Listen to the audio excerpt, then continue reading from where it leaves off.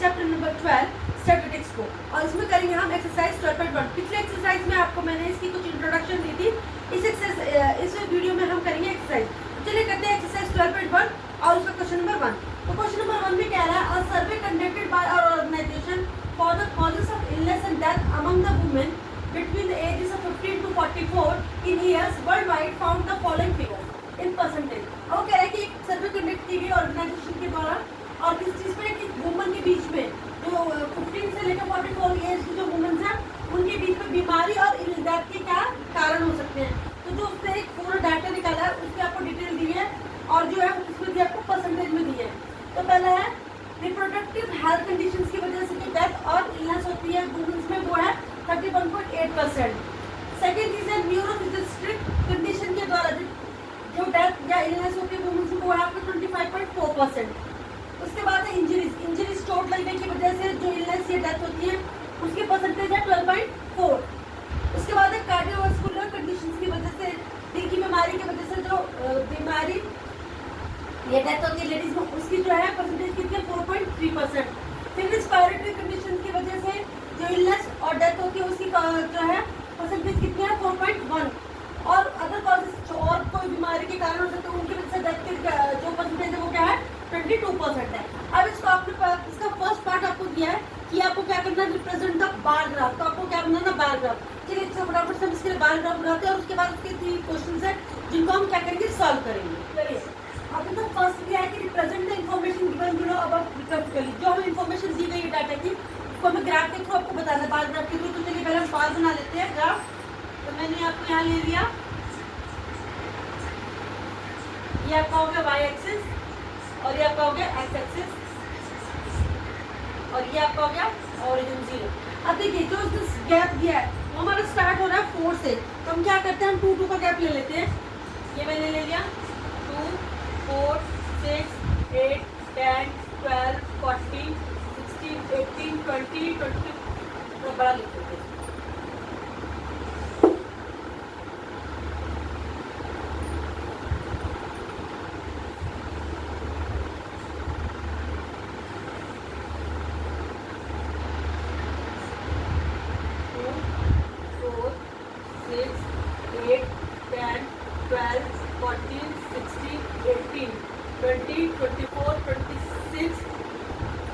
Last है हमारा 31 तक है। तो 2, 4, 6, 8, 10, 12, 14, 16, 18, 20, 24।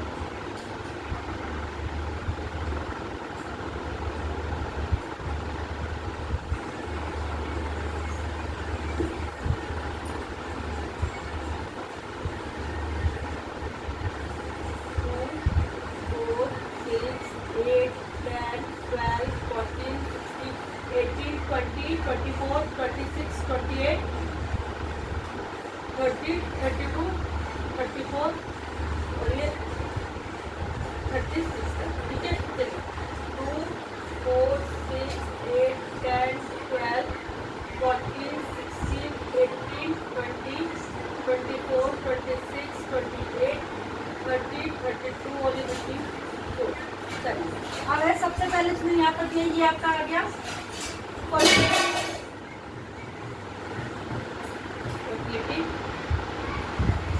Rate in percentage. ठीक है, यहाँ पे आपके आ गया कॉजेस। कॉजेस क्या है, तो सबसे पहला कॉजेस था आपका कि respiratory health conditions. Respiratory health conditions की वजह से जो डेथ हो रही है आपकी, वो कितनी हो रही है 1.8%। तो हम क्या करेंगे, पहले आप लिखेंगे ये 31.8%। तो 32 हो गया, 30, 31 यहाँ आ गया, 31 ये हो गया, 8 ही यहाँ पर आ जाएगा आपका।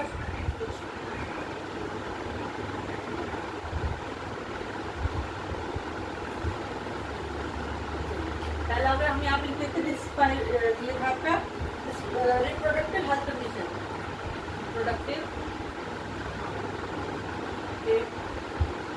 Health condition.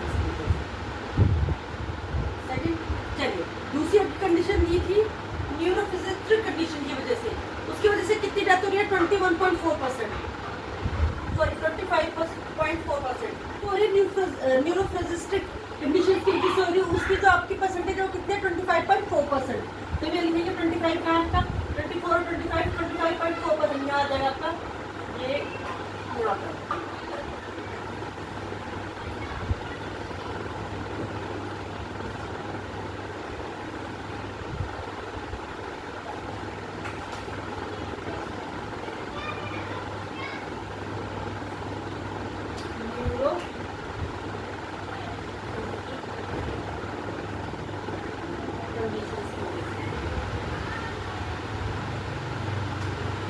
डेथ कितनी है 25.4% हो रही है। तीसरा जो कॉजेस था उसका था इंजरीज की वजह से। इंजरीज की वजह से जो डेथ हो रही है उनके परसेंटेज उसने कितनी दिया है 12.4%। तो आपका 12 पॉइंट क्या हो गया, यहाँ आ गया आपका 30, तो 12.4 आ जाएगा आपका यहाँ। तो मैं लगाती हूँ यहाँ, देखिए ग्राफ पेपर पे इसलिए हो जाएगा, मेरे पास ग्राफ पेपर नहीं तो इसलिए थोड़ा सा डिफिकल्ट लग रहा है आपको। ये आ गया, यहाँ मिलेंगे इंजरीज की वजह से, जो डेथ है उनकी जो परसेंटेज क्या 12.4%। फोर्थ नंबर पे है आपका कि आपकी जो है कार्डियोवास्कुलर कंडीशंस की वजह से जो डेथ होती है, कार्डियोवास्कुलर कंडीशन की वजह से जो डेथ होती है उसकी परसेंटेज उसने कितनी दी है 4.3%। तो चलिए 4 ये हो गया, 4.3 पे यहाँ आ जाएगा।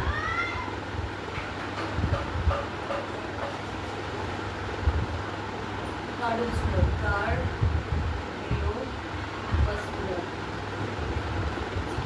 उसके बाद नेक्स्ट उसने दिया है कि आपका जो है रिस्पायरेटरी कंडीशन की वजह से जो डेथ होती है वुमेन्स की इलनेस होती है उसकी परसेंटेज कितनी है 4.1%।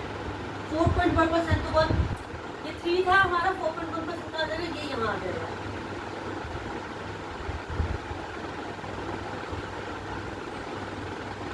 ठीक है,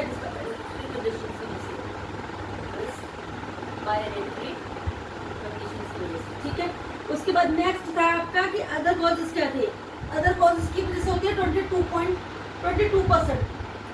तो अदर कॉजेस क्या है 22% का आ गया, ये आपका 22 आ जाएगा यहाँ पर। तो हम यहाँ लगाएंगे 24,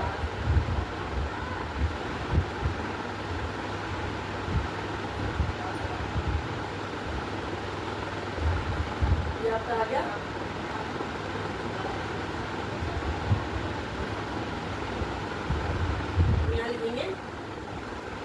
अदर कॉजेस की वजह से कितनी डेथ होती है 22% डेथ होती है, या 22% बीमारियां होती हैं लेडीज के अंदर।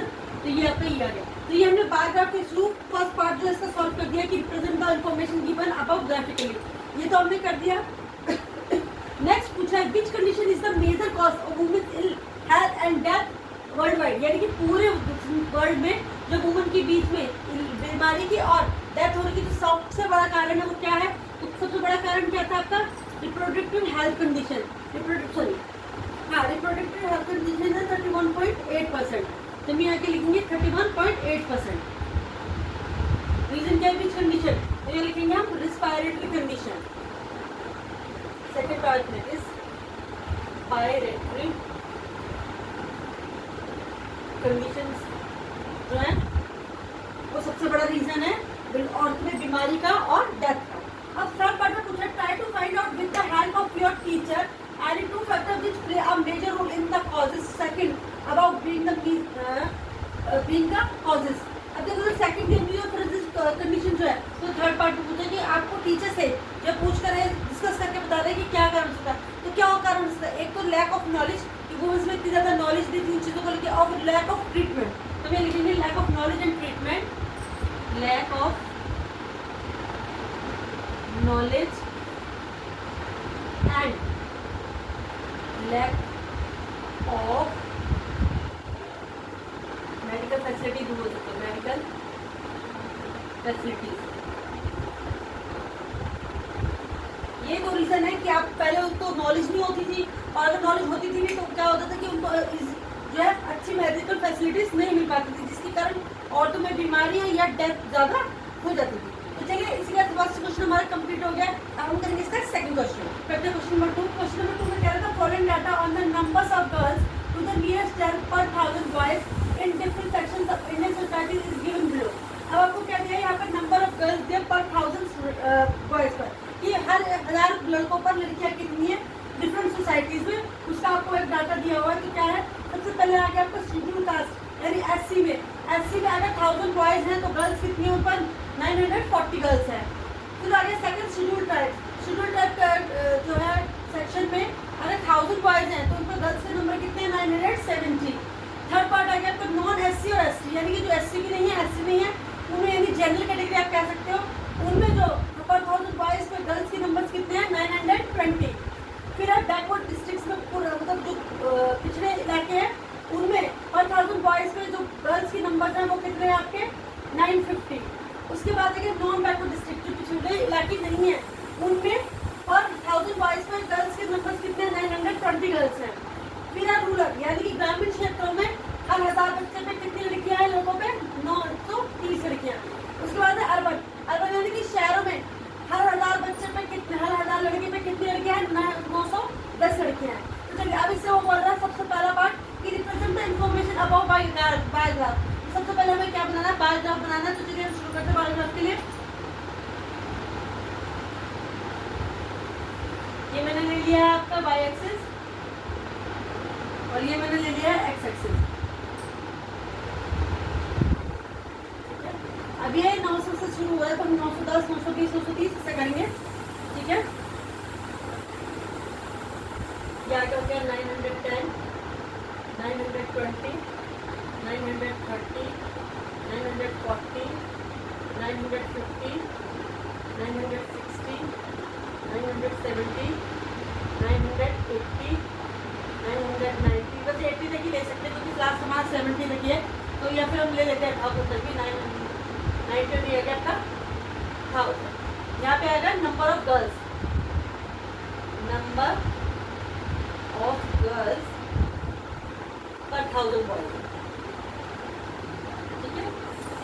और यहाँ पर क्या आएगा सेक्शन। तो सबसे पहले क्या है शेड्यूल ट्राइब्स है, उसमें आपके गर्ल्स के नंबर्स कितने हैं 940। तो 940 का ये रहा आपका 940, ये आपका यहाँ लिख देंगे एससी।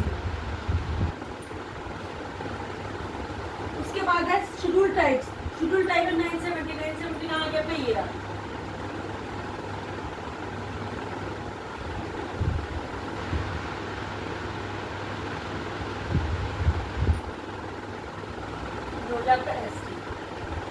उसके बाद है नॉन एससी, नॉन एससी कितने 920, तो आपका आगे 920 ये।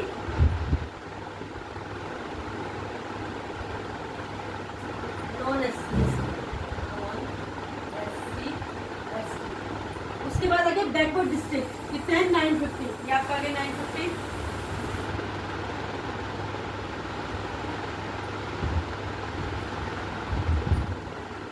Backward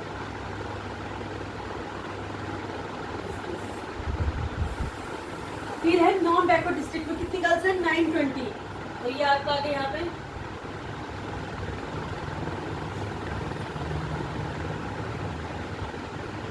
non backward.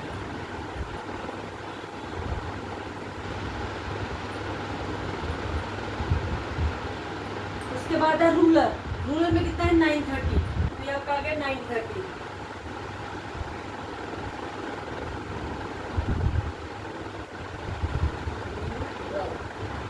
उसके बाद है अर्बन में कितना है 910, तो 910 आपका कहाँ आ रहा है ये आपका 900।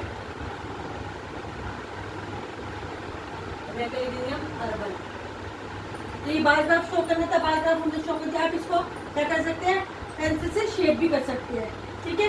चलिए ये तो आपका हो गया बार ग्राफ। अब वो बोल रहा है कि in the classroom discuss what conclusion arrive from the group. अब इस ग्राफ से जो है क्या आपको कंक्लूजन क्या निकल रहा है, ठीक है, वो आप लिख रहे हैं तो आपको क्लास में खुद डिस्कस करेंगे। पिछले क्वेश्चन में मैंने करवाया था, इस क्वेश्चन में आप खुद डिस्कस करेंगे तो क्लास में और उसका आंसर लिखेंगे।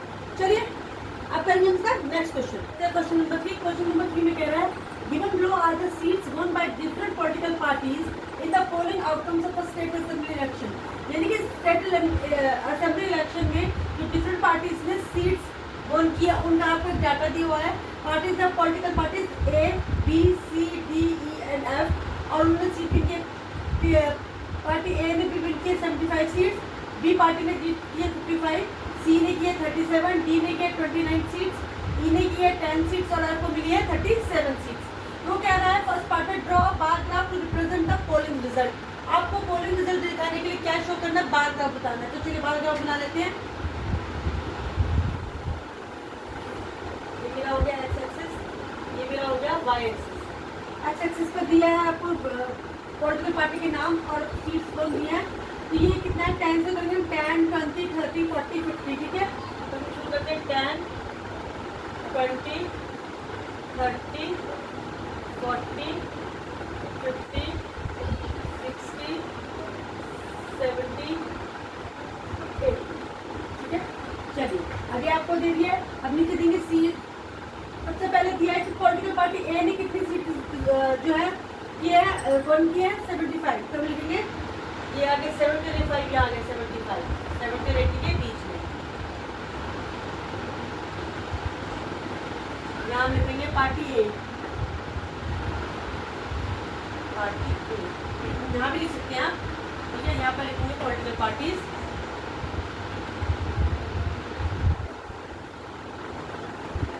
और यहाँ पर आ जाएगा सीट्स 1।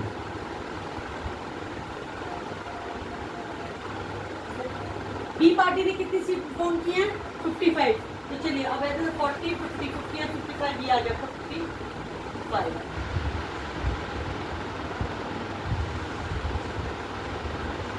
पार्टी सी पार्टी ने कितनी विन की है 37 सीट्स विन की है, तो सी पार्टी के 37, 30 और 40 से 37 यहाँ आ जाएगा।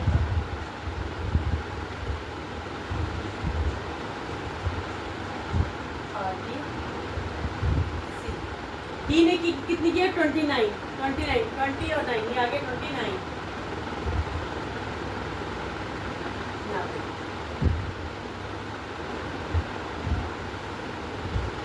पार्टी उसको कितनी सीट मिली है 29। उसके बाद आ गया पार्टी, उसको कितनी सीट्स मिली 10 सीट्स, तो 10 आपका यहाँ था। पार्टी उसके बाद है पार्टी एफ, एफ को कितनी सीट मिली 37, तो चलिए 37 ये आपका इधर आ गया 37।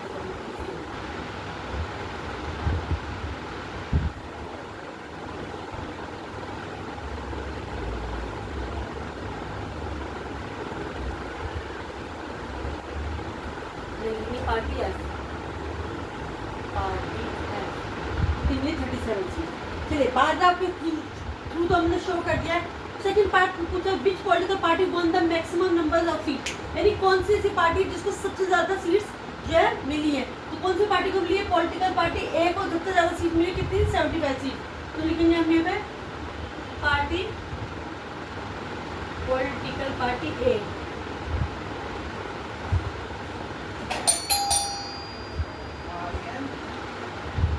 सेकंड क्वेश्चन जो पूछा था उसके लिए हम लिखेंगे political party A won the maximum number of seats। चलिए अभी हमारे सेकंड पार्टी से कंप्लीट हो गया, इसी के साथ हमारे थर्ड क्वेश्चन भी यहीं पे कंप्लीट होता है। नेक्स्ट वीडियो में मैं मिलूंगी आपको नेक्स्ट क्वेश्चन के साथ। तब तक के लिए अगर आपको मेरी वीडियो अच्छी लगती है तो इसे लाइक करें,